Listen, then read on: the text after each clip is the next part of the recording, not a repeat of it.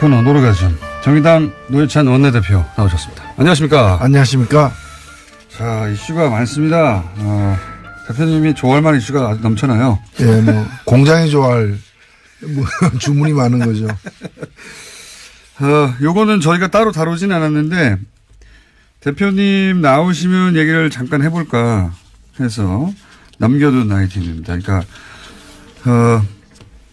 여자 팀 추월 스케이팅 관련해가지고 사실 말들이 많습니다. 예. 많고 뭐 이틀 사이에 뭐 아주 뭐 대단한 분량의 댓글이나 관심들이 폭주하고 있는데 요 사안 어떻게 보십니까? 예, 굉장히 안타까운 현상인데요. 결국에 일단 빙상연맹에 모든 분이 다 고생도 하고 수고도 많이 하시는데 일부 고질적인 문제가 있는 것 같아요. 부회장 말씀하시는 겁니까? 예, 제가 뭐 특징을 좀 지적하기보다는 실제로 그 노순영 선수 같은 경우에는 연맹의 어떤 그 실수로 행정착오와 실수로 인해 가지고 그 선수촌에서 나왔다가 뭐 뒤늦게 이렇게 복귀를 했거든요. 올림픽 선수 선발하는데 그런 실수가 있다는 건 잘 이해가 안 가죠. 근데 얘기를 들어보면은 그 훈련 과정에서도 거의 뭐 왕따 취급을 이미 됐고. 연맹으로부터 받았고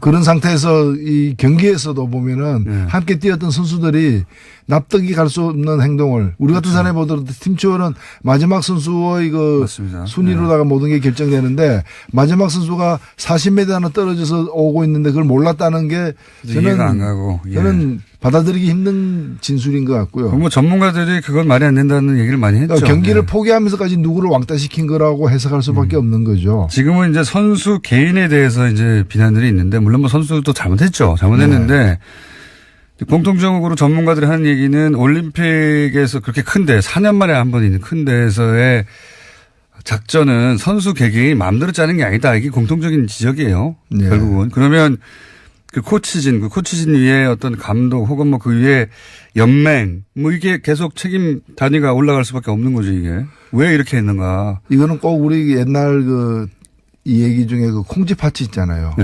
파치가 콩쥐를 구박하는 거는 파치의 엄마가 콩쥐를 구박하기 때문에 그걸 따라서 하는 거거든요. 엄마가 용인해 준 거죠. 예, 그러니까 연맹이 이 한 선수를 갖다가 이렇게 차별 대우하고 함부로 다루고 있는 것이 저는 감염이 돼가지고 선수들에게도 전이가 된 게 아닌가 이렇게 보이죠. 그래도 된다고 선수들은 그 시스템 안에 있는 거거든요.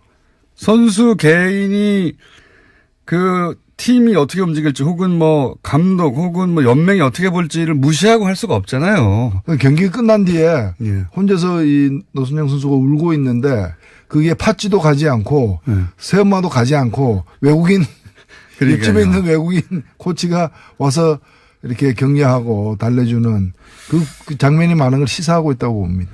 저는 그래서 이제 뭐 당장 눈에 띄는 선수의 비난이 가는데 물론 선수 개개인의 책임도 있지만 이건 결국 그걸 용인한 한 그런 분위기를 만들어준 혹은 그걸 그렇게 해도 된다고 그렇게 느끼게 만든 책임이 빙상연맹에 있다 저는 확실히. 그렇죠. 그리고 스포츠에 무슨 파벌입니까? 그리고 이런 어떤 차별입니까? 전명규 부회장 이름이 계속 거론됩니다. 하필이면 또 삼성 둘째 사위예요. 아 그렇습니까? 모른 척 하시고 그러십니까? 둘째 사위로 알려져 있죠. 물론 뭐 가족관계 저는 개인적으로 모릅니다만 그렇게 알려져 있는 것으로. 그러다 보니까 이제 말들이 많습니다. 막강한 권한을 가진 회장이 거론되지 않고 왜 자꾸 부회장이 거론되는가 생각하실 수 있는데 막강한 백그라운드를 가진 분이죠. 이 이야기는 저는 그런데 올림픽이 끝나고 본격적으로 해보겠다. 그렇죠. 지금은 이제 마지막까지 최선을 다하도록 해야죠. 그러니까요. 저희가 굳이 따로 다루지 않는 이유가 그겁니다. 어쨌든 일단은 올림픽이 끝난 이후에 저희가 이 문제를 본격적으로 한번 다뤄보겠습니다. 요거는 이제 대표님의 전문 분야라고 다룰 수 있습니다. 한국GM.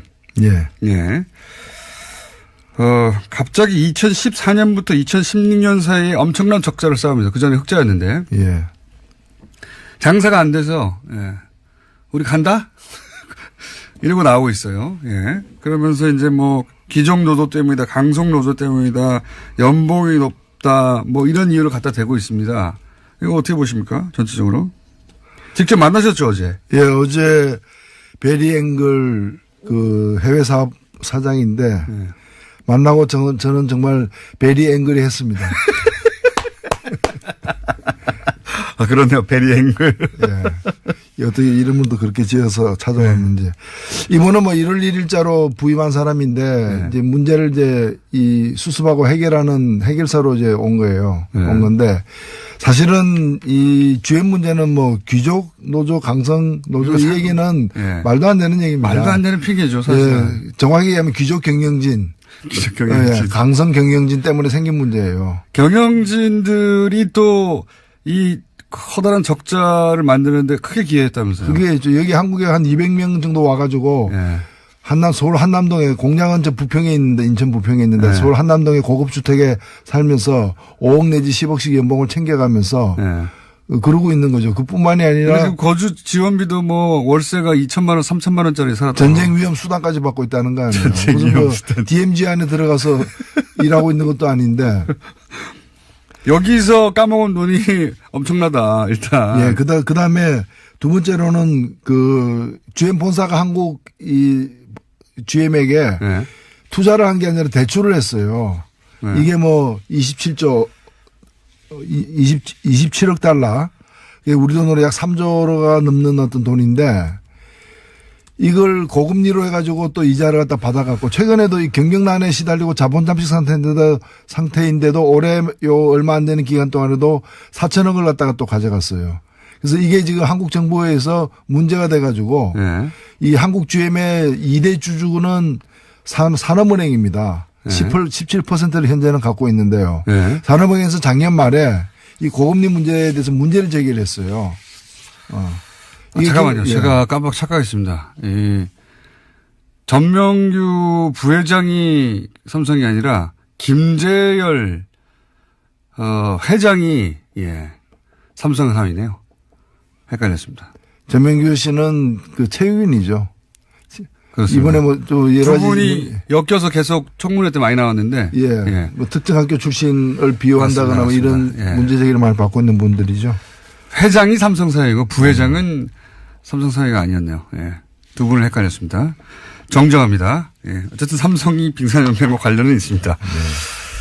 자, 계속 말씀하시자면 그래서 어제 와서 뭐라고 그랬습니까? 어제 와서는 이제 일단은 오기 전에 상황이 뭔가면 군산공장 폐쇄라는 일방적인 그렇죠. 폭탄선을 한 거 아닙니까? 그것도 2월 말까지 결정하라고 우리 가니까. 대책을. 그래서 어제 국회에 온 것은 이제 일종의 그 외교를 하러 온 거예요. 외교를 하러 온 건데 한국 정부의 어떤 지원이 필요하다라는 걸 갖다가 돈 좀 줘 이거 아닙니까? 그 지원을 해주면 우리가 남아서 부평 창원 공장은 살려보겠다. 이제 이런 식인데 사실은 이 지금 실갱이가 작년 말부터 시작이 되었고요. 그 1월 초부터는 여러 차례 저쪽에서 안을 지금 내고 있습니다. 그 안은 뭔가면은 한국에 지금 뭐 고리대금업 하듯이 본사가 자기 이 지사에게 돈을 투자를 안 하고 빌려줘서 막 뜯어가는 5천억 뜯어갔다면서요. 그 다방면으로 들어가고 있는데 그걸 갖다 출자 전환을 하겠다. 출자 전환을 하겠다. 27억 달러를 출자 전환하겠다. 그러면은 현재 산업은행이 17%의 지분을 갖고 있는데 산업은행의 지분율이 떨어지잖아요. 그렇죠. 그래서 지분율을 17%로 유지해라.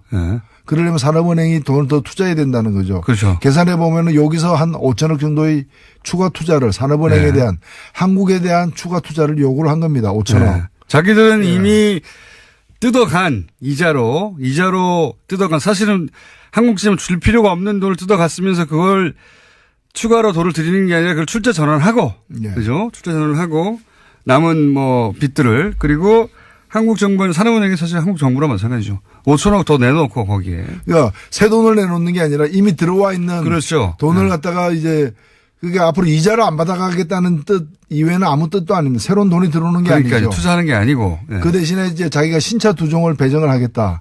이 신차 두 종을 갖다가 개발하는데 앞으로 한 2년 이상 걸리는데 2년 내지 4년 걸리는데 여기에 들어가는 돈이 자기들 계산으로 한 25억 이상이 되는 돈이 들어간다는 거예요.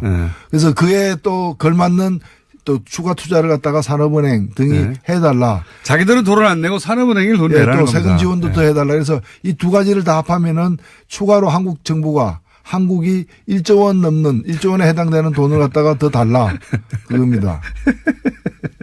그러면은 창원하고 이 부평공장을 유지하는데 과거에 한때 우리나라 GM이 제일 많이 생산할 때는 120만 대.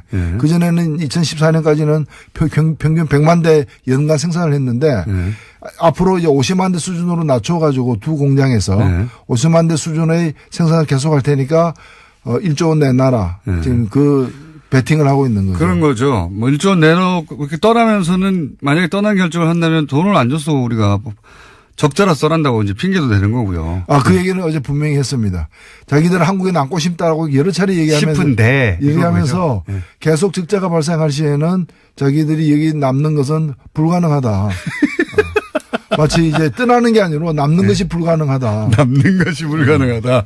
그러니까 이제 그러면서 제가 알고 있는 미국의 페어팩스에 3천억짜리 투자를 해요. 미국에는 또 공장을 여기 폐쇄하고 거기다 사실상 옮기는 거랑 마찬가지입니다. 거기 빼가지고. 그러니까 기본적으로 미국도 트럼프도 급하지 않습니까 지금. 그 세계로 떠났던 미국의 자동차가 돌아오고 있다. 이런 광고를 하고 싶어 하고 실제 GM이 미국으로 돌아온다고 막 광고하고 있어요.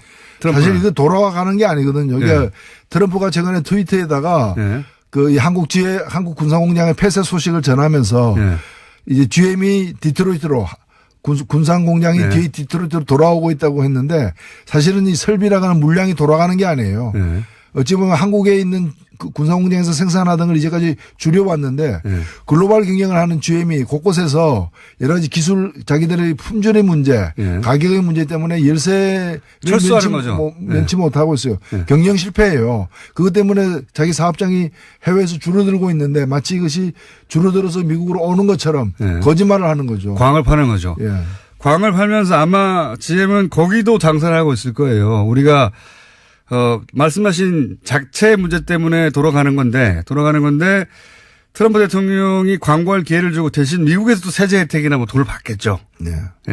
왜냐하면 트럼프 대통령도 지방선거가 급하니까 중간선거가 한국에는 또 동시에 이렇게 돈 안 주면 떠난다 협박하는 거고. 그렇습니다. 정확한 얘기입니다. 돈 줘도 떠날 것 같아요. 저는 한 2년 있다가 한 1, 2년 있다가 호주에서도 그렇게 해가지고 지원했는데 나중에 떠나버렸잖아요. 예, 그렇기 때문에 이제 이 투자에 대한 확약서를 사실 받아야 된다는 얘기도 많습니다. 우리가 이제 일단은 먼저 제기되고 있는 어제 제가 이제 이 베리앵걸 씨에게 얘기를 했습니다.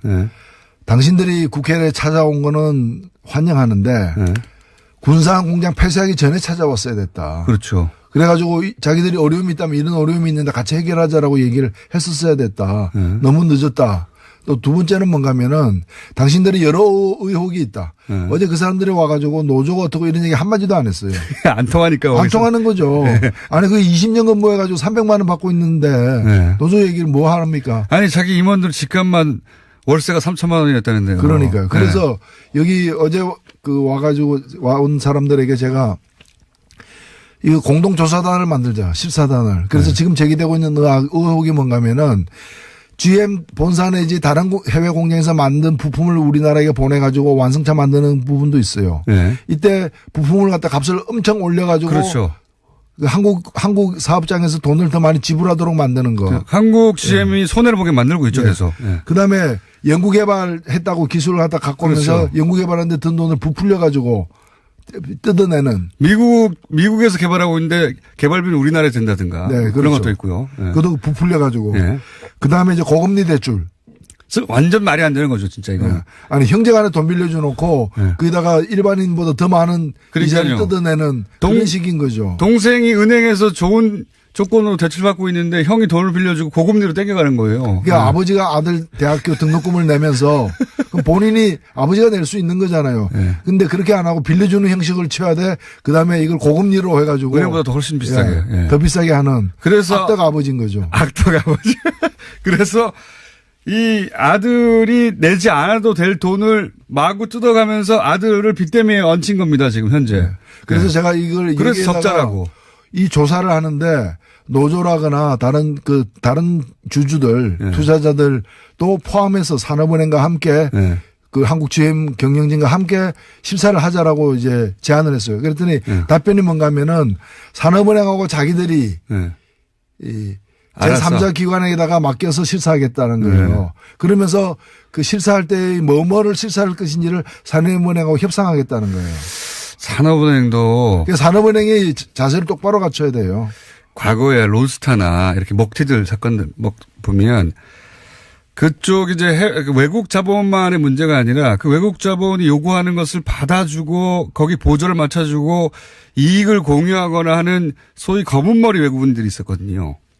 그러니까 이런 그 외국 자본들이 우리나라 시스템을 마음대로 할 수 없으니까 그 한국 시스템 내에서 그들을 도와주는 사람들이 꼭 있었어요. 잘 드러나지 않는. 그걸 믿고 있는 게 아닌가 싶기도 한데요. 산업은행은 사실 공적 자금입니다. 그 다루고 있는 돈이. 세금이죠, 세금. 예, 네. 그래서 자기들이 그냥 사기업이 아닌 거죠. 국채은행인데요. 예. 네. 그래서 산업은행이 처음에 GM에 대한 한국 GM에 대한 지분이 28%였어요. 네. 근데 지금은 이제 17%인데 네.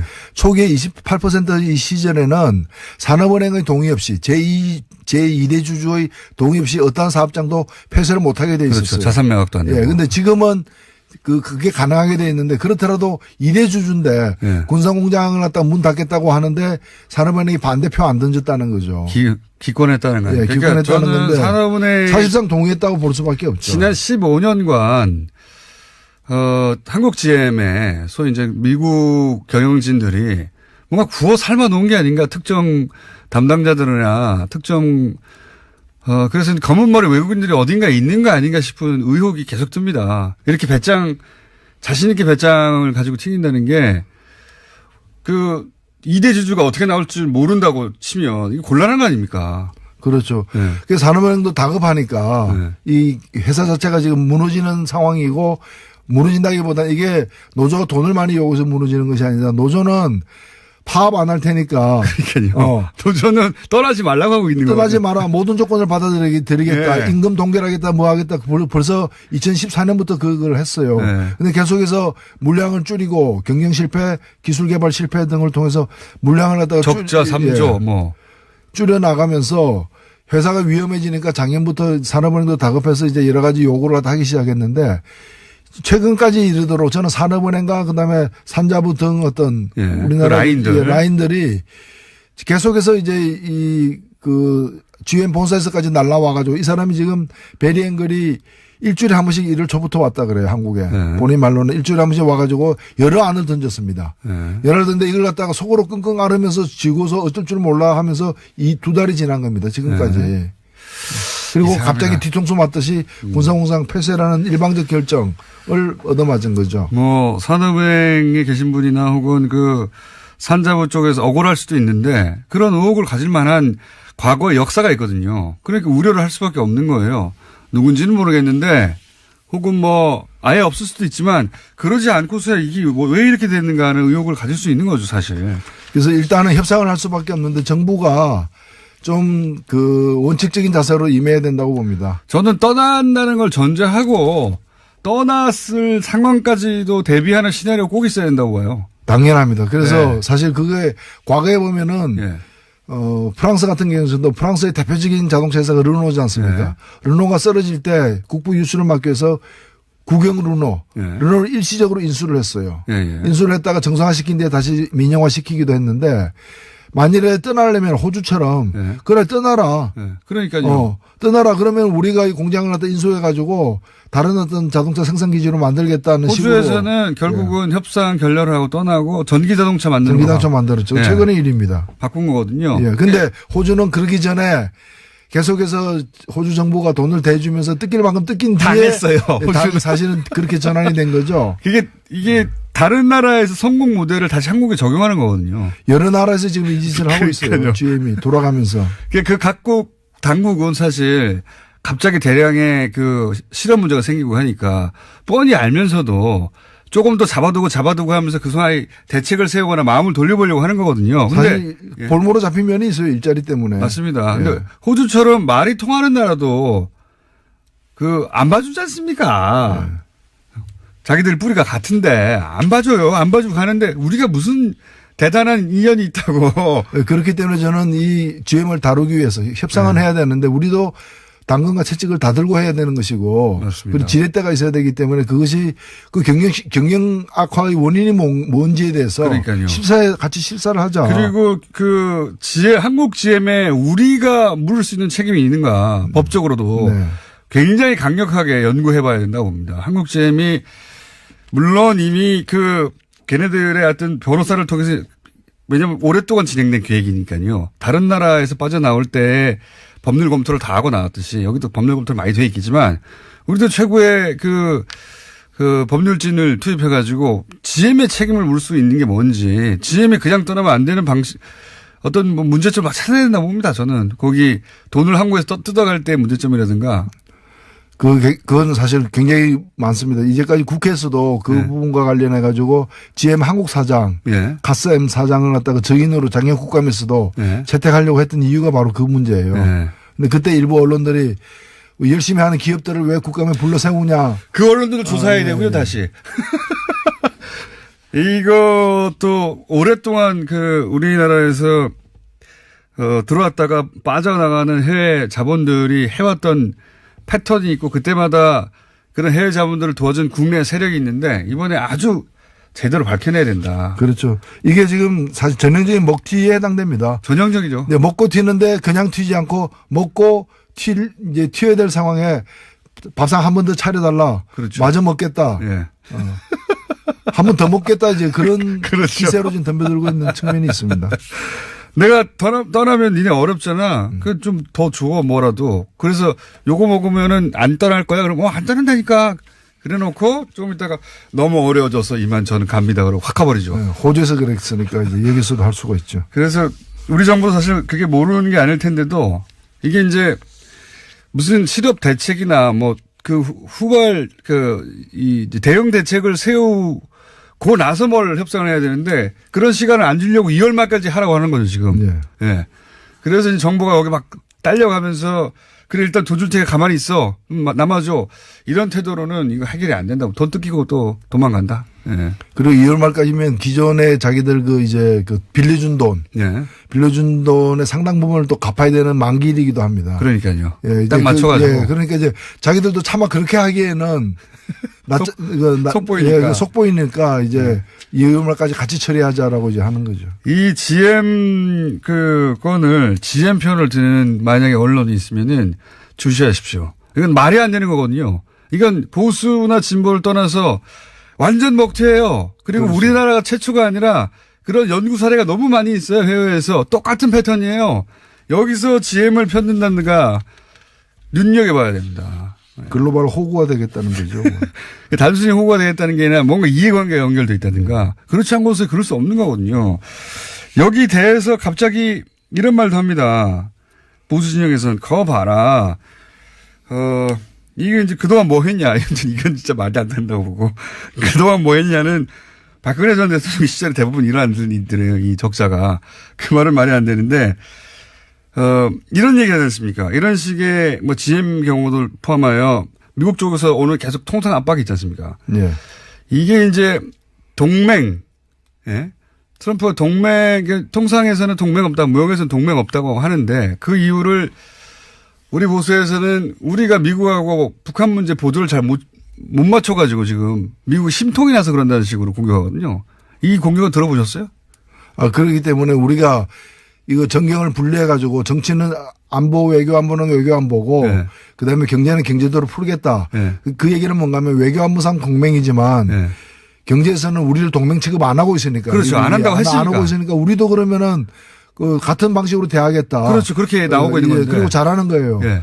왜냐하면 일본 같은 경우에는 이번에 철강 문제만 하더라도 일본은 규제에서 뺐습니다. 네. 근데 왜 우리는 규제 대상이에요? 그럼 그 논리, 보수의 논리는 뭔가 하면 경제도 동맹이라는 건데 네. 그 논리라면은 일본은 미국의 동맹이지만 한국은 동맹이 아니라는 동맹 거죠. 취급 못 받고 있는 거예요. 그러니까요. 화는 우리가 내야죠. 화를 우리가 내야 되는데 당연히 그래야 되는데 그게 당연한 건데 이제 미국이 하는 일은 무조건 옳다고 전제하고 시작하니까 혹은 받아들여야 된다고 전제하고 시작하니까. 그거야말로 머슴의식이죠. 머슴의식.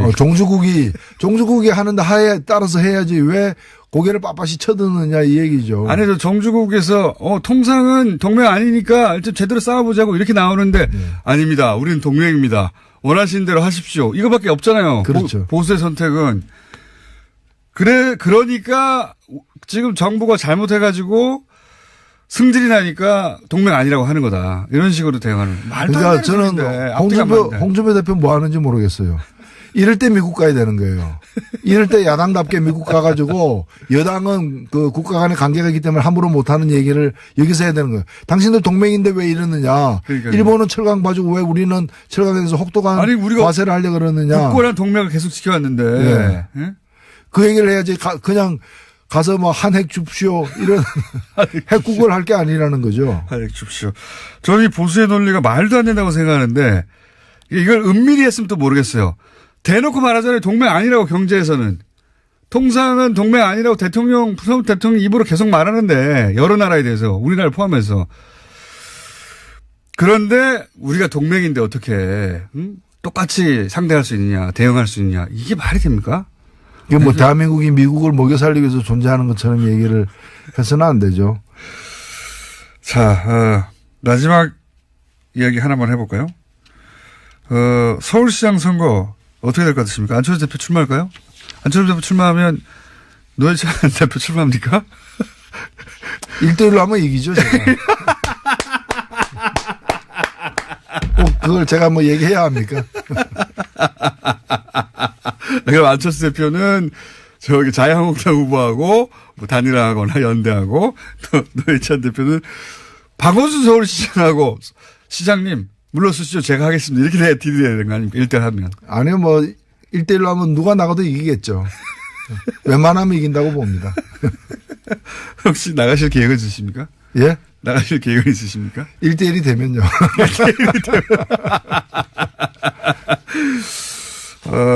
서울시장 되시면 재밌을 것 같아요. 서울시장 되셔도, 예, 여기 고정 출연해 주십시오. 오늘 여기까지 하겠습니다. 정의당의 노회찬 원내대표였습니다. 감사합니다. 여기가 서울시장 산하에 있죠? 그렇죠. 산합니다. 예. 없애지 말아주세요. 자, 감사합니다. 네, 감사합니다. 씩 연봉을 챙겨가면서 네. 그러고 있는 거죠. 그뿐만이 아니라 지금 거주 지원비도 뭐 월세가 2천만 원, 3천만 원짜리 살았다. 전쟁 위험 수당까지 받고 있다는 거 아니에요. 무슨 그 DMZ 안에 들어가서 일하고 있는 것도 아닌데. 여기서 까먹은 돈이 엄청나다. 일단. 예, 그다음에 두 번째로는 그 GM 본사가 한국 이 GM에게 네. 투자를 한 게 아니라 대출을 했어요. 네. 이게 뭐 27억 달러. 우리 돈으로 약 3조가 넘는 어떤 돈인데 이걸 고금리로 해가지고 또 이자를 갖다 받아갖고 최근에도 이 경경난에 시달리고 자본 잠식 상태인데도 올해 요 얼마 안 되는 기간 동안에도 4천억을 갖다가 또 가져갔어요. 그래서 이게 지금 한국 정부에서 문제가 돼가지고 네. 이 한국 GM의 2대 주주는 산업은행입니다. 네. 17%를 현재는 갖고 있는데요. 네. 산업은행에서 작년 말에 이 고금리 문제에 대해서 문제를 제기를 했어요. 잠깐만요. 예. 제가 깜빡 착각했습니다. 이 전명규 부회장이 삼성이 아니라 김재열 회장이 예 삼성 사위네요. 헷갈렸습니다. 전명규 씨는 그 체육인이죠. 그렇습니다. 이번에 뭐 또 여러 가지 두 분이 엮여서 계속 청문회 때 많이 나왔는데 예. 뭐 특정 학교 출신을 비호한다거나 뭐 이런 예. 문제 제기를 많이 받고 있는 분들이죠. 회장이 삼성 사위고 부회장은 삼성 사위가 아니었네요. 예. 두 분을 헷갈렸습니다. 정정합니다. 예. 어쨌든 삼성이 빙산연맹과 관련은 있습니다. 네. 자, 계속 말씀하시자면 그래서 어제 와서 뭐라고 그랬습니까? 어제 와서는 이제 일단은 오기 전에 상황이 뭔가 하면 군산공장 폐쇄라는 일방적인 그렇죠. 그 폭탄선을 한 거 아닙니까? 그것도 2월 말까지 결정하라고 예. 우리 가니까. 그러다 보니까 이제 말들이 많습니다. 예. 막강한 권한을 가진 회장이 거론되지 않고 왜 자꾸 부회장이 거론되는가 생각하실 수 있는데 예. 막강한 백그라운드를 가진 분이죠.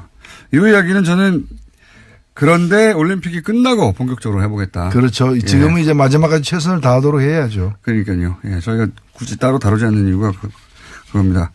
어쨌든 일단은 올림픽이 끝난 이후에 저희가 이 문제를 본격적으로 한번 다뤄보겠습니다.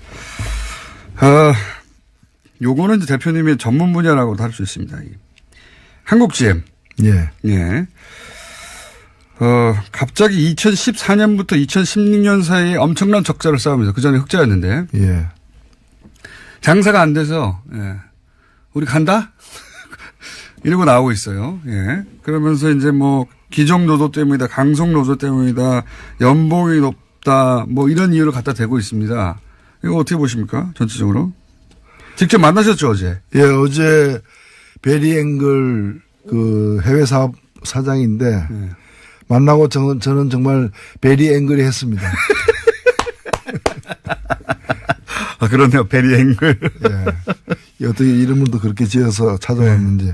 이분은 뭐 1월 1일자로 부임한 사람인데, 네. 이제 문제를 이제 이 수습하고 해결하는 해결사로 이제 온 거예요. 네. 온 건데, 사실은 이 GM 문제는 뭐 귀족 노조, 강성 노조 이 얘기는 네. 말도 안 되는 얘기입니다. 말도 안 되는 핑계죠, 사실. 예. 정확히 얘기하면 귀족 경영진. 예. 강성 경영진 때문에 생긴 문제예요. 경영진들이 또 이 커다란 적자를 만드는데 크게 기여했다면서요. 그게 여기 한국에 한 200명 정도 와가지고 네. 서울 한남동에 공장은 저 부평에 있는데 인천 부평에 있는데 네. 서울 한남동에 고급 주택에 살면서 5억 내지 10억. 네. 공통적으로 전문가들이 하는 얘기는 올림픽에서 그렇게 큰데 4년 만에 한 번 있는 큰 데에서의 작전은 선수 개개인이 마음대로 짜는 게 아니다. 이게 공통적인 지적이에요. 네. 결국은. 그러면 그 코치진 위에 어떤 감독 혹은 뭐 그 위에 연맹 뭐 이게 계속 책임 단위가 올라갈 수밖에 없는 거죠, 이게. 왜 이렇게 했는가. 이거는 꼭 우리 옛날 이 얘기 중에 그 콩쥐 파치 있잖아요. 네. 파치가 콩쥐를 구박하는 거는 네. 파치의 엄마가 콩쥐를 구박하기 때문에 그걸 따라서 하는 거거든요. 엄마가 용인해 준 거죠. 예. 네. 그러니까 연맹이 이 한 선수를 갖다가 이렇게 차별 대우하고 네. 함부로 다루고 있는 것이 저는 감염이 돼가지고 선수들에게도 전이가 된 게 아닌가 이렇게 보입니다. 그래도 된다고 선수들은 네. 그 시스템 안에 있는 거거든요. 선수 개인이 그 팀이 어떻게 움직일지 혹은 뭐 감독 혹은 뭐 연맹이 어떻게 볼지를 무시하고 할 수가 없잖아요. 경기가 끝난 뒤에 네. 혼자서 이 노순영 선수가 울고 있는데 그게 팥쥐도 가지 않고 새엄마도 가지 않고 외국인 옆집에 있는 외국인 코치가 와서 이렇게 격려하고 달래주는 그 장면이 많은 걸 시사하고 있다고 봅니다.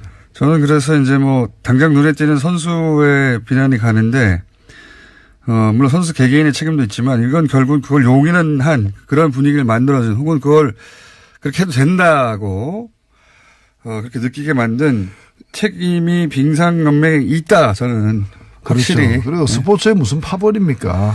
그리고 이런 어떤 차별입니까? 전명규 부회장 이름이 계속 거론됩니다. 하필이면 또 삼성 둘째 사위예요. 예. 아 그렇습니까? 모른 척하시고 그러십니까? 둘째 사위로 알려져 있죠. 물론 뭐 가족관계 저는 개인적으로 모릅니다만 네. 그렇게 알려져 있는 것으로.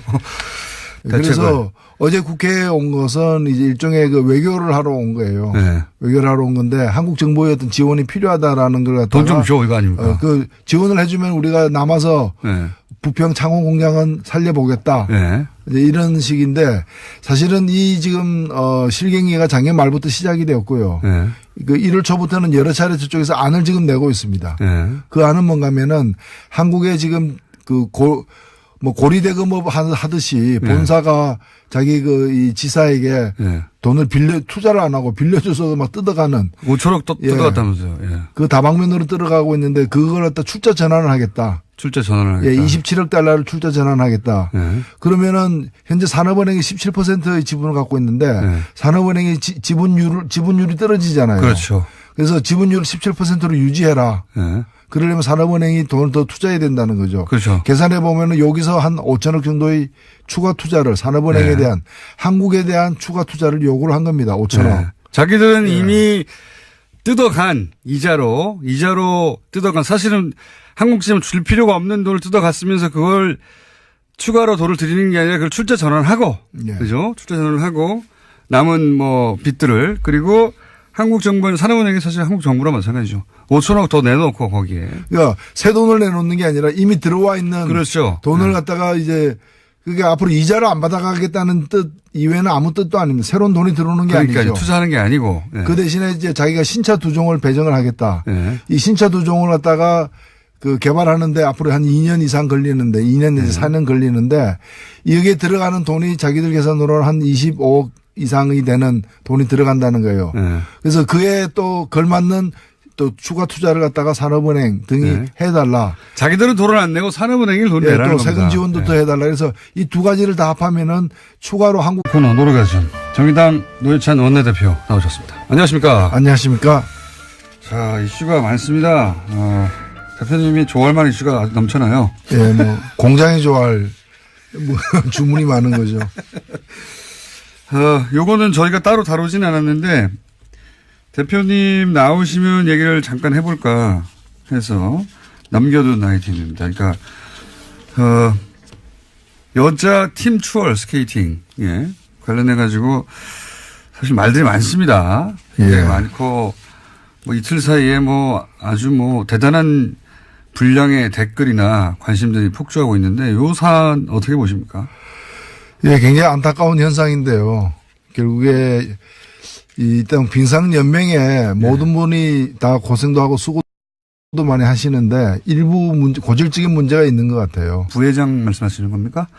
예, 제가 뭐 특징인을 지적하기보다는 실제로 이 그 노순영 선수 같은 경우에는 예. 연맹의 어떤 그 실수로 행정 착오와 실수로 인해 가지고 예. 그 선수촌에서 나왔다가 뭐 뒤늦게 이렇게 복귀를 했거든요. 올림픽 선수 선발하는데 그런 실수가 있다는 건 잘 이해가 안 가요. 이해가 안 가죠. 예. 근데 얘기를 들어보면은 그 훈련 과정에서도 거의 뭐 왕따 취급을 이미 됐고. 연맹으로부터 받았고 네. 그런 상태에서 이 경기에서도 보면은 네. 함께 뛰었던 선수들이 납득이 갈 수 없는 행동을 우리 같은 사람이 보더라도 팀추월은 마지막 선수의 그 맞습니다. 순위로다가 모든 게 결정되는데 마지막 선수가 40m나 떨어져서 오고 있는데 그걸 몰랐다는 게 이해가 안 가고. 예. 저는 받아들이기 힘든 진술인 것 같고요. 뭐 전문가들이 그건 말이 안 된다는 얘기를 많이 했죠. 경기를 네. 포기하면서까지 누구를 왕따시킨 거라고 해석할 수밖에 없는 거죠. 지금은 이제 선수 개인에 대해서 이제 비난들이 있는데 물론 뭐 선수도 잘못했죠. 잘못했는데